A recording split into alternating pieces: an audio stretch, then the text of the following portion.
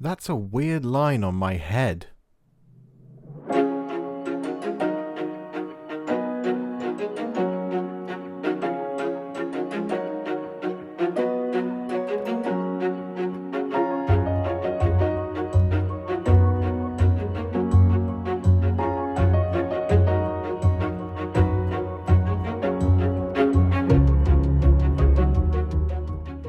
Hello everybody, it's the Warhipster here, coming at you with another video, and today we are answering your most frequently asked questions and comments, because I suck.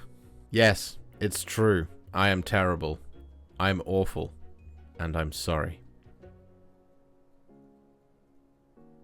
The most valuable resource, of course, for any person is time, and I have very little of it.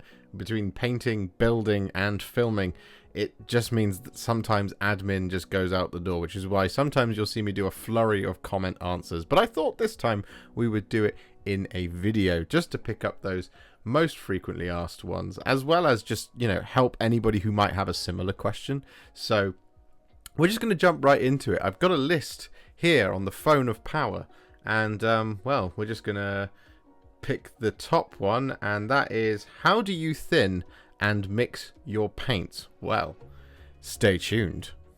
So when I say I mix my paints, whenever you get this thing on screen that says 4:1 or 1:1 or 2:1, it's my way of saying those are the ratios, and the unit of measurement is brushfuls.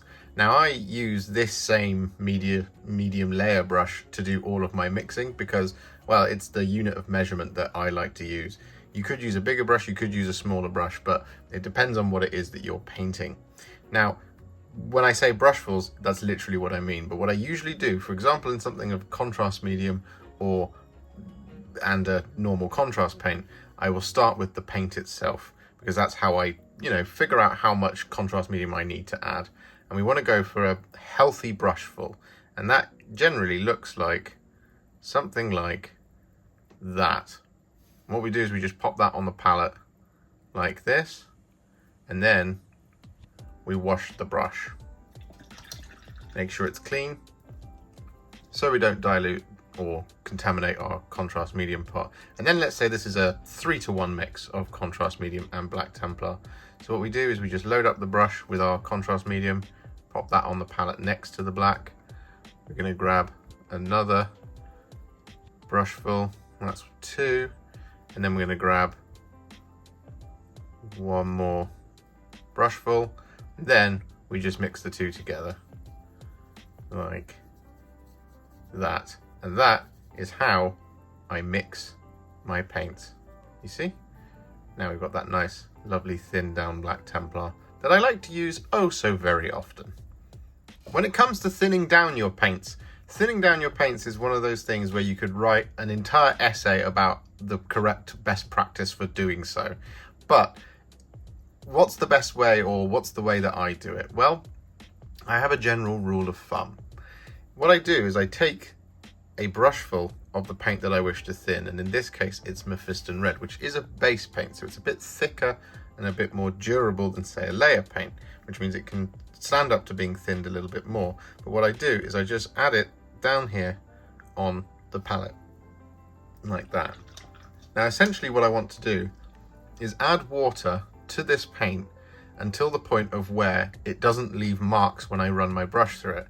So as you can see, it's not been thinned at all here yet. If I just do that straight through, you can see a very clear physical difference between the left side and the right side here, which means this isn't thinned enough. So if I grab a brush full of water and add this like that,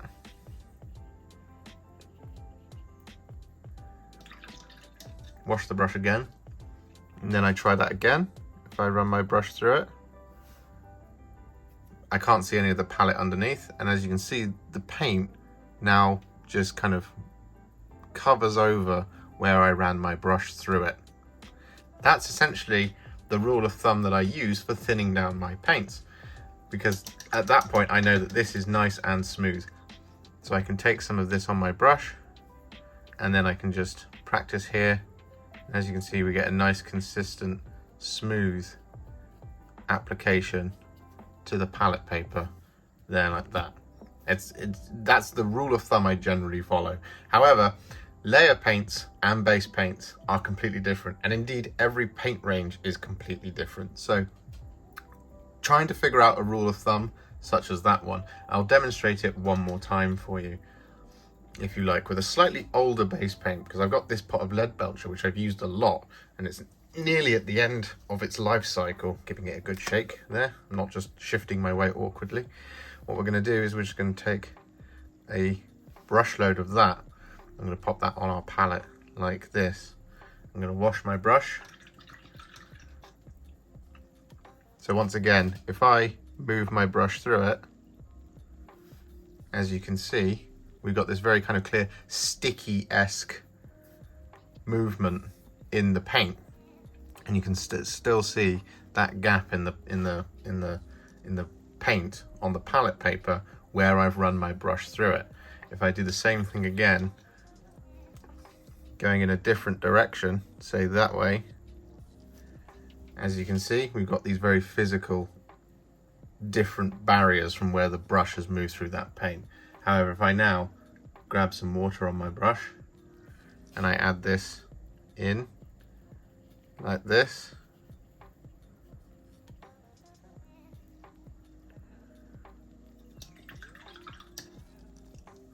and then I once again move my brush through it, we've still got a little bit of separation on this side, but over here we can see that that paint is nicely thinned down as the paint has just moved back over, so it's nice and thin. So once again, I'll just take some of that on my brush, and once again we get a nice smooth finish, albeit rushed, on the palette paper. So there you go, that's how I mix and how I thin my paints. There you go, I hope you found that one useful. Right, let's move on to question number 2. Question number 2 is, could I use a different primer? The short answer to this question is yes, of course you can. You can use whatever primer you like. However, when painting with contrast paints, that does come with some caveats. By its very nature, contrast paint is somewhat see-through or translucent. I think that's the right term. It's not transparent, but it's not opaque. So yeah, translucent? Words! What? Because it's see-through, it means that whatever color it goes over the top of will have an effect on the final result. For example, if you take a felt tip pen or a marker pen or a highlighter pen, what you do is you use those to go over the top of stuff whilst showing up what's underneath. For example, if you're reading a book and you want to highlight a particular passage. So that's kind of how contrast paint works. So you want to put it over a color that is going to best represent the color that you're using.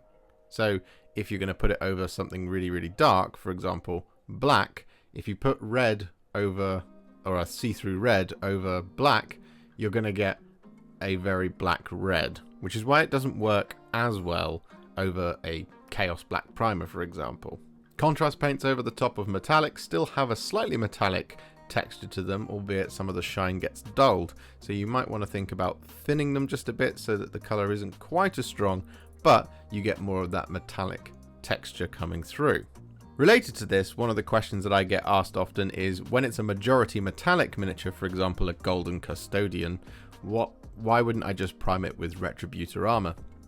The reason for this is that if I do that, I'm basically saying that I'm only going to use the contrast plus method on the gold. I'm choosing the gold as the thing that I'm going to do.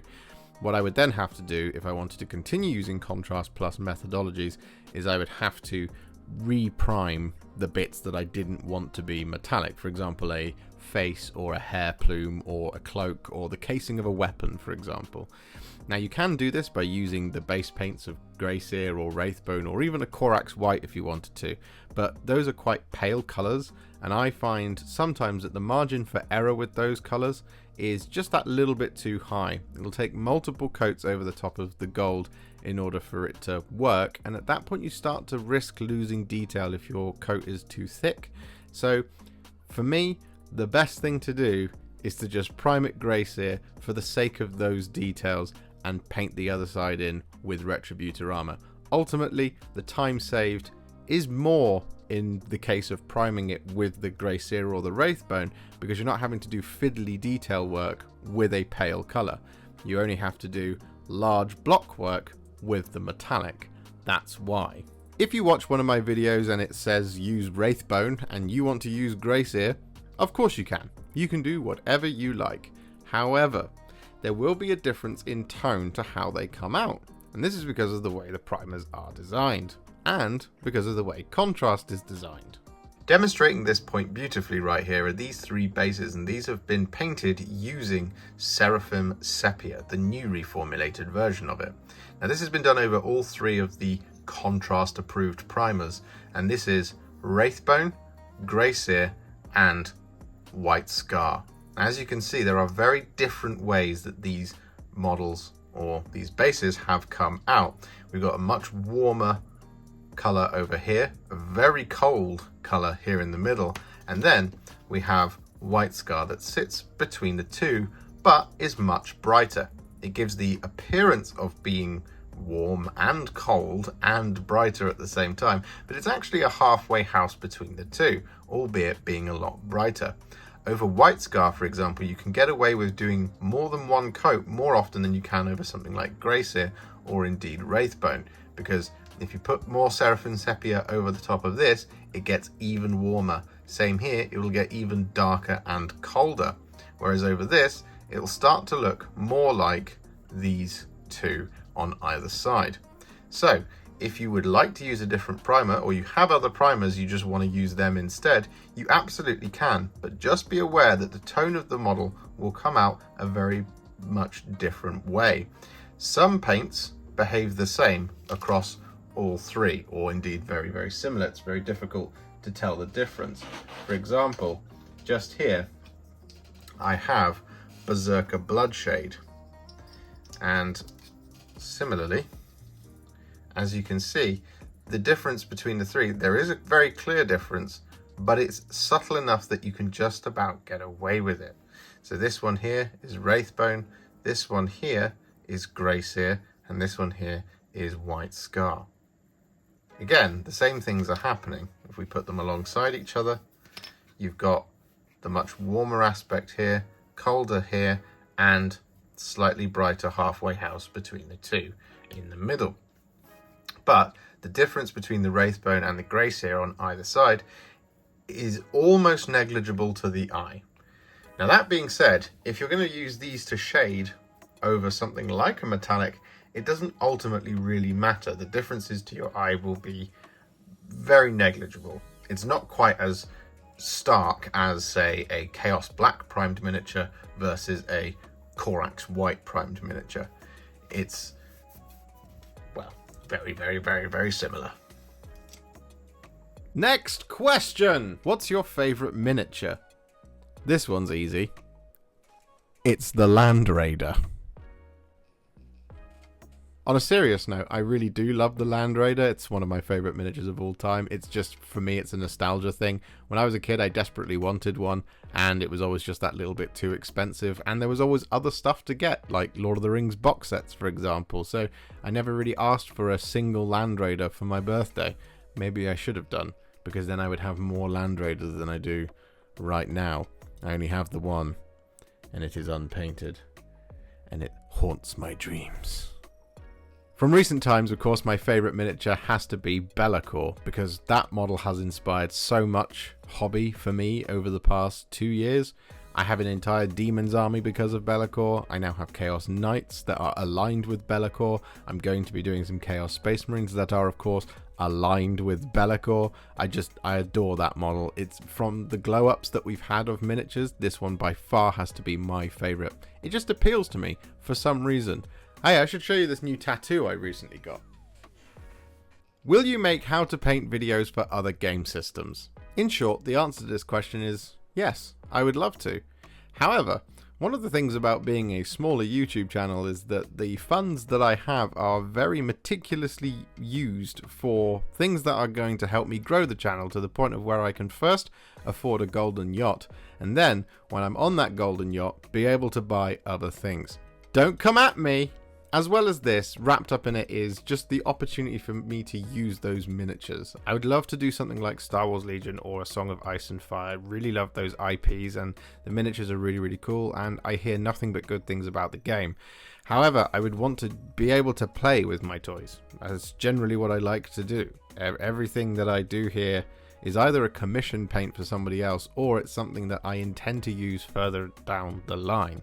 If there's anybody in Cheltenham who wants to teach me how to play Star Wars Legion, then please do come to my house. I will not give you the address, but message me or something. And if you would like this type of content to come sooner, why not consider hitting the like button on this video and hitting the subscribe button just down below, because that helps me grow and it helps me make more money and it helps me afford these things.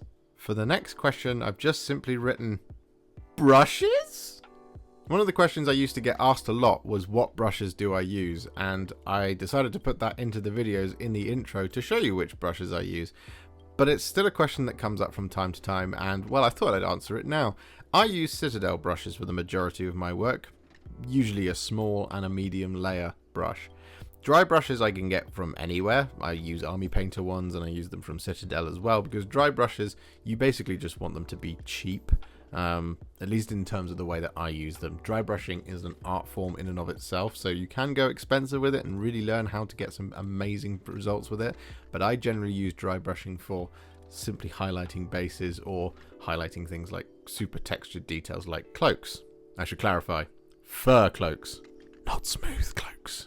For all my detail work, I do tend to use an Artist Opus Series M size 00. This is because it's a very effective brush, it's a very high quality brush, so it lasts for a long time, and I've just had nothing but good experiences using it. I did used to use Army Painter Insane Detail brushes because, again, they were cheap and easy to get hold of, but I realized because I've moved into full-time painting, I'm using my brushes daily for 8, 9, 10, 11, 12 hours of the day, and it just means that at the end of that kind of shift, I don't always have time to clean my brushes, so my brushes just get used and I just go through them. It's just the reality of it. It's one of those things. Having the Artist Opus brush is really, really good for me because it's durable and it lasts for a long time. I've had 2 of the Series M size 00s in my life, and the Insane Detail brushes from Army Painter, I had like 8 or 9 or 10 of them throughout a life cycle, but they were very, very cheap. So ultimately it's up to you as the person who is painting. If you feel like you're only going to do a couple of hours a day or even a week, then cheaper brushes are probably fine for you. A more expensive brush though, there is a difference, but it's generally in terms of the durability of the brush and how well it holds its shape. Ultimately there's not a performance difference between them really, but you know, holding its shape could be considered a performance bonus, but I'm just going to get confused if I continue to go on about it too long. Mostly I use the Citadel brushes because, again, I go through them really, really quickly and they're just cheap and easy to get hold of. If I need a brush, I can get one. If I need a brush that's expensive, I can't always get hold of it and I have to wait for it to arrive. Whereas if I want a small or medium layer brush, I can just walk into town and pick one up. Will you paint Idoneth Deepkin? I would love to paint some Idoneth Deepkin. Genuinely, I would. It's just, again, the challenges that I have here are time and money. Buying something really impressive, the things that people really want to see. I know you want to see things like the eels and the Namarati Falls and things like that, but ultimately those videos, they're things that are really nice to have if they come as part of something. If at this Christmas, for example, we get a battle box that has an Eidolon of Mathlan in it and a bunch of Namarati Thralls, for example, then I might pick one up because it's a really good saving and it's a way of getting a bunch of content out of a single box. But as it stands, I don't really want to paint up one of them from a box of 10, and painting 10 is quite a time sink. So I really want to do it. It's just when it comes, it'll come. I do apologize. The same thing for anything else. I really want to do it. Always ask me if I will do it. Some stuff that's new, I can guarantee I probably will do it. Not everything, but older stuff, it comes about when it comes about. And it's just a case of managing my money. It's a boring answer, I know, but I desperately want to do it. If anybody wants to send me some Idoneth Deepkin, again, I'm not going to hand out my address, but If you want to send it to me, just get in touch with me at therealwarhipster@gmail.com and we'll see what we can do. Where do you get your music? I get all of my music from a site called epidemicsound.com. It's royalty free, I pay a monthly subscription to it, and it's one of the best investments I've made as a war hipster. I just get tons and tons of music. I can use it across social media and the contract's all taken care of. I don't have to worry about being DMCA'd or copyright violations by using the music from Epidemic Sound. They've got so many beats on there that just absolutely slap, though. I do find that sometimes in my spare time, when I'm just sat painting or hanging out or doing anything, I will just listen to the music that's on Epidemic Sound because there's some serious talent on there.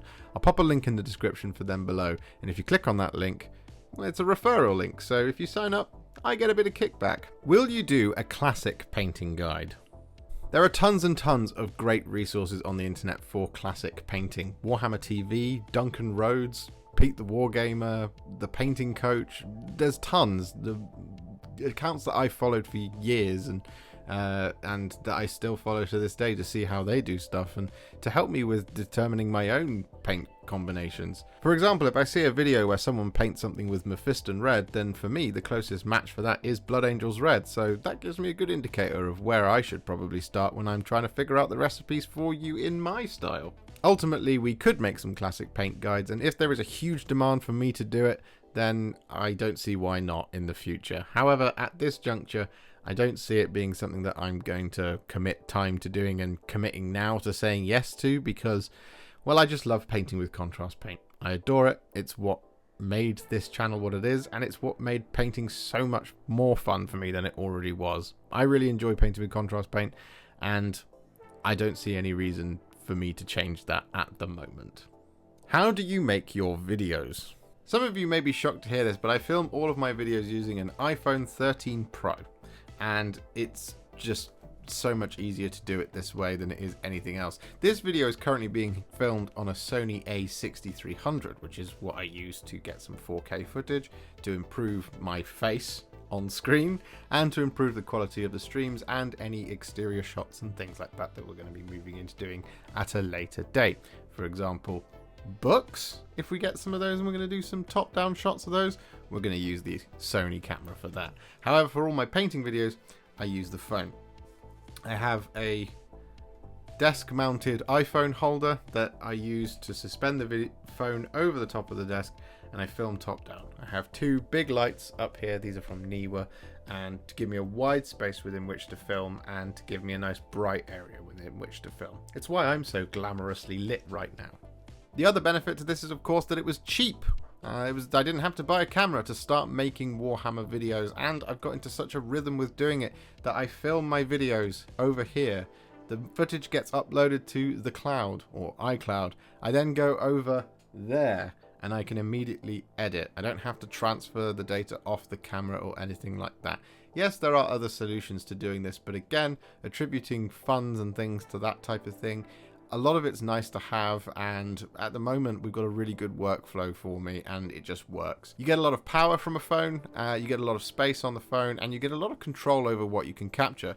This thing can capture 4K 60 FPS, which is what I've been filming on very recently for all of my videos because I now have a computer that is capable of editing with that amount of data. Phone cameras are very, very, very powerful, and because we're not having to do lots of zooming in shots, we can just use this mount to just bring it down closer or bring it up further away. It's very, very, very simple. Look, I'll demonstrate for you live. I'm now ready to film. Because the microphone on here is pretty good as well, and because I'm sat here very close, I can just speak into it as I'm going. So I can just lower it down, and then because I'm painting like this, I'm speaking into the microphone here. So I don't need an external microphone for that type of thing. Obviously for this, I do want to use this microphone rather than the onboard computer mic. So I film everything on the iPhone, I then edit everything on the computer, and I then export it to YouTube, and then we all watch it and we have a great time. How do you figure out your recipes? There's a number of different tools that I use to do this. Firstly, I will look at the Games Workshop website. So if we have a look at the Games Workshop website, we can look and see the Kroot Carnivore Squad. This is just an example. And if we scroll down, we can see how to paint the Kroot Carnivore Squad. Now they give us most of the colours there, but probably not all of them. And they also have the classic method and the contrast method. Now what I will generally do is I will look at the classic method weirdly, and I will click on a colour that say I want to recreate, like this deep brown here. If I click on it, it tells me that the classic method for that is Mournfang brown followed by a layer of Deathclaw brown. Well, the closest thing to Mournfang brown in my opinion is probably either Garagaxua or Cygor brown. Depends on whether you thin that Cygor brown down a little bit. If we look at contrast method, for example, and we look at Worn brown, that will tell us that it's Grey Seer followed by Cygor brown. Same for the deep brown, Grey Seer, Gorgrunter fur. So we can use all of this to kind of try and come up with our scheme. So looking at a classic method and then converting it, or looking at a contrast method and deciding whether or not it actually sounds like it'll work. Not only can you use the website, you can also use the Citadel Color app. So let's have a look at that, shall we? So looking at the Citadel Color app, the best section to use here is the paint section down here. You have two options, paint by color or paint by model. You can open paint by color and you can see these have been organized into broadly similar categories. For example, red. We can open red and we can see a bunch of different recipes here and there. Now again, I generally tend to look at the classic ones and convert them, but the contrast ones do help from time to time. So if we look at Worn Red, for example, in classic, what they recommend is Corn Red, Agrax Earthshade, Wazdaka Red, Cadian Flesh Tone, and that's broadly the application there, as you can see. If we look at the contrast option, we've got Wraithbone, Blood Angels Red, Wild Rider Red, Cadian Flesh Tone. Now whilst I'm not particularly a fan of this colour from the contrast choice, the classic choice here is very simple. All I have to do is convert Corn Red into Flesh Tearers Red. I can then shade it with Agrax Earthshade. I can then highlight with Wazdaka and Cadian Flesh Tone right there. So it's a very useful application. The other thing that you can do here, if we go back, is we can look at paint by model. We can pick a model here, let's say Army of the Dead, and let's see what they recommend for that. So you can click on the model, or the color I should say, the Elven Metal, and you can view the color by going like this. Very nice. You can click on Ghostly Grey, and again you can view the color like that. You can look at the contrast version like that, and you can also see where to place them, which is just very, very useful. It's a really, really good tool, the Citadel Color app. I heartily recommend it. So there you have it, folks. I hope all of that was very useful, and I hope I answered some of your questions. If you have any more questions, I will try to answer the comments, but I might do more videos like this so that everybody gets to see the answers, not just you, because that would be selfish. I'm kidding! God! I will see you all next time. Thank you so much for watching. Happy wargaming. If you enjoyed this video, you love the channel, and you want to support me further like these legends and bosses on the screen before you, you can do so. Head to patreon.com/warhipster or head to ko-fi.com/warhipster. Alternatively, you can now become a YouTube channel member by heading to the channel page and clicking on the join button just here, exactly like these awesome folks have done. And if you just want to shoot me a little thanks just because you really loved this video, you can click on the thanks button just below this video. Don't forget to share it, like it, comment on it, and don't forget to subscribe to the channel. And to make sure you stay up to date, don't forget to click the bell icon. Thank you so much for watching, and I'll see you all very soon in the next one. Happy wargaming.